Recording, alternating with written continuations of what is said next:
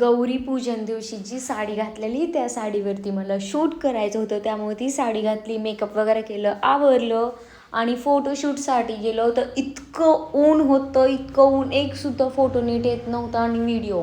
मग शॉपमध्ये येऊन सगळं चेंज केलं, खूप चिडचिड झाली, बट सगळं चेंज केलं, एकसुद्धा फोटो काढला नाही, व्हिडिओ नाही काढला. घरी येऊन जेवण केलं, भाता खाल्ला, खूप भूक लागलेली, चिडचिडीमुळे तर अजून भूक लागलेली.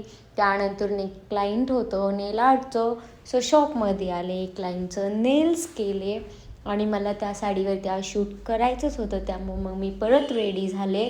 इव्हनिंगच्या टायमिंगला 5 वाजता असं क्लायमेट झालं होतं, थोडंसं वातावरण एक्स्ट्राच झालं होतं, पण तरी पण केलं शूट.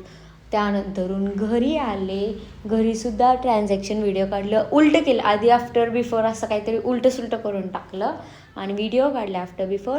त्यानंतरून कॉफी पिले आणि सलूनमध्ये गेले, माझ्यासाठी भजी आणलेले आणि आले परत शॉपमध्ये.